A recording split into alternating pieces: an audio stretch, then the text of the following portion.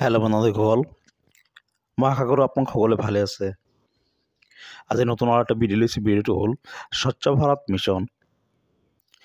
চৰকাৰী টয়লেটৰ কাৰণে যিসকলে আবেদন কৰিছিলে, বহুতো জিলাত আপোনাৰ প্ৰথম কিস্তি 9,000 টকা ৰিলিজ হৈছে।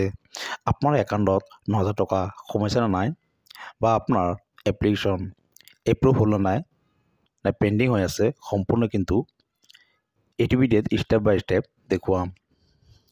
ভিডিঅ'টো সম্পূৰ্ণ শেষলৈকে চাই থাকিব। হেল্ল' ভিউৱাৰ্ছ, আৰু এটাই ৰিকুৱেষ্ট, যদি কোনোবা মোৰ চেনেলত নতুন ভিজিট কৰিছে, চেনেলটো ছাবস্ক্ৰাইব কৰিব আৰু কাষত থকা বেল আইকনটো অল কৰি দিব। সময় নষ্ট নকৰি বলক ভিডিঅ'টো আৰম্ভ কৰোঁ।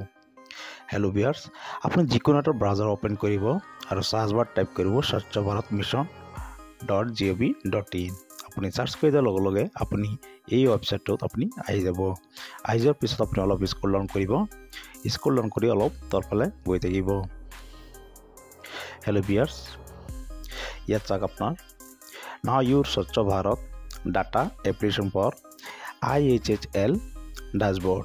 আপুনি ছেকেণ্ড যিটো 2 নম্বৰ দিয়া আছে এপ্লিকেশ্যন ফৰ IHHL ড্যাশবোৰ্ড, ইয়াতে ক্লিক কৰি দিব আৰু অলপ ৱেইট কৰিব। হেল্ল' ভিউৱাৰ্ছ, এনেকৈ ডেৰিভেটিভ আপুনি চাব পাৰিব স্বচ্ছ ভাৰত মিছন যিটো মেইন পৰ্টেল। আপুনি ইয়াৰ পৰা আপোনাৰ ষ্টেটাছ চেক কৰিব পাৰিব। আপোনাৰ চৰকাৰী টয়লেটৰ 9,000 টকাটো সোমাইছে নে নাই, বা কেনেকৈ আপোনাৰ কি ষ্টেটাছত আছে, সম্পূৰ্ণ ইয়াত আপুনি ডিটেইলছ আপুনি চেক কৰি চাব পাৰিব। আপুনি চোৱাৰ কাৰণে ইয়াত আপোনাৰ মোবাইল নম্বৰ দিব আৰু গেট OTP ক্লিক কৰিব। ক্লিক কৰাৰ পিছত আপোনাৰ মোবাইলত 6 ডিজিট ওৱান টাইম পাছৱৰ্ড আহিব। এই পাছৱৰ্ডটো আপুনি এণ্টাৰ পাছৱৰ্ডত আপুনি টাইপ কৰিব আৰু এই কেপচাটো দি পেলাই আপুনি চাইনিঙত ক্লিক কৰিব। মই ফটাফট চাইনিং কৰি আপোনালোকক দেখুৱাই আছোঁ। হেল্ল' ভিউৱাৰ্ছ, আপুনি মোবাইল নম্বৰ এণ্টাৰ কৰাৰ পিছত আপুনি এই গেট OTPত আপুনি ক্লিক কৰি দিব আৰু আপোনাক অলপ ৱেইট কৰিব লাগিব। হেল্ল' ভিউৱাৰ্ছ, আপোনাৰ মোবাইলত 6 ডিজিট ওৱান টাইম পাছৱৰ্ড এটা আহিব। এই OTPটো আপুনি এণ্টাৰ OTPত ফিল কৰিব।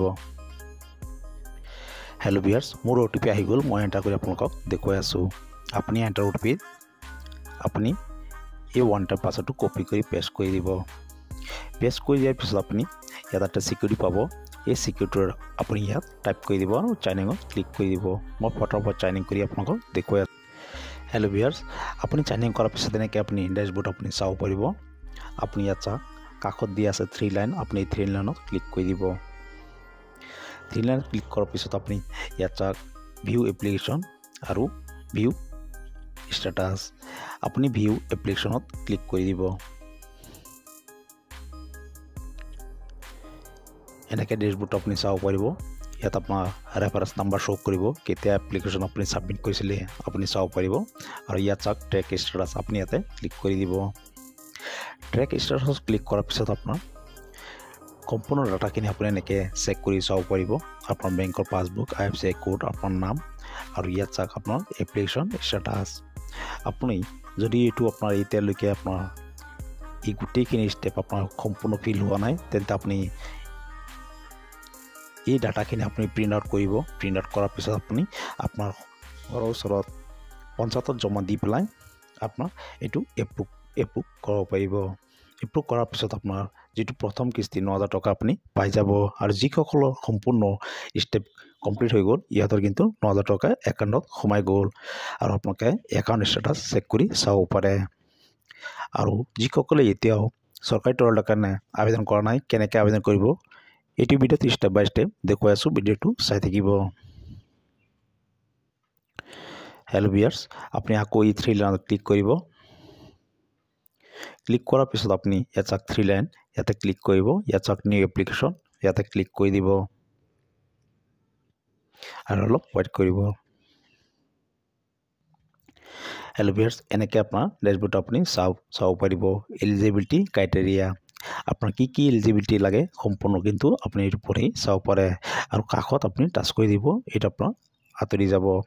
ইয়াত চাওক প্ৰথমতে আপোনাৰ ষ্টেট চিলেক্ট কৰা থাকিব। তাৰপিছত আপোনাৰ ডিষ্ট্ৰিক্টটো আপুনি ইয়াৰ পৰা চিলেক্টত ক্লিক কৰি আপোনাৰ ডিষ্ট্ৰিক্টটো আপুনি এনেকৈ চিলেক্ট কৰিব লাগিব, যোনটো আপোনাৰ ডিষ্ট্ৰিক্ট হয়। তাৰপিছত ইয়াত চাওক আপোনাৰ ব্লক নেম, ব্লকত ক্লিক কৰিব। আপোনাৰ যোনটো ব্লক হয় আপুনি চিলেক্ট কৰি ল'ব।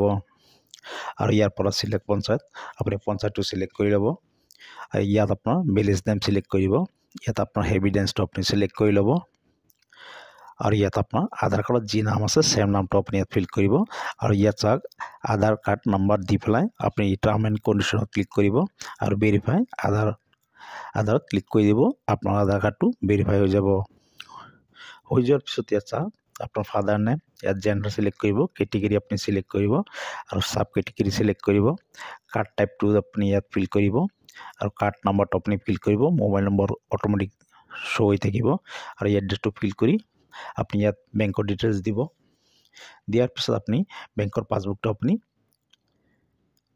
ইয়াত আপোনাৰ জেপিজি মোডত আপলোড কৰিব লাগিব আপলোড কৰাৰ পিছত ইয়াত আপোনাৰ বেংকৰ একাউণ্ট নম্বৰ বেংকৰ সম্পূৰ্ণ ডিটেইলছ আপুনি ফিল কৰাৰ পিছত ইয়াত চাওক এপ্লাই আপুনি এই এপ্লাইত ক্লিক কৰি দিলে আপোনাৰ চৰকাৰী তৰলৰ যিটো এপ্লাই প্ৰক্ৰিয়া আপোনাৰ সম্পূৰ্ণ হৈ যাব হৈ যোৱাৰ পিছত আপুনি আপোনাৰ ষ্টেটাছ আপুনি চেক কৰিব পাৰিব বা আপোনাৰ এই ৰেফাৰেন্স নাম্বাৰটো আপুনি প্ৰিণ্ট আউট কৰি আপোনাৰ পঞ্চায়তত জমা দিলে কিন্তু আপুনি 18,000 টকাৰ এটা চৰকাৰী টয়লেট আপুনি লাভ কৰিব ভিডিঅ'টো আজিলৈ মানে যদি ভিডিঅ'টো ভাল লাগিছে এটা লাইক কৰিব আৰু যদি কিবা সুধিব আছে কমেণ্ট কৰিব পাৰে ধন্যবাদ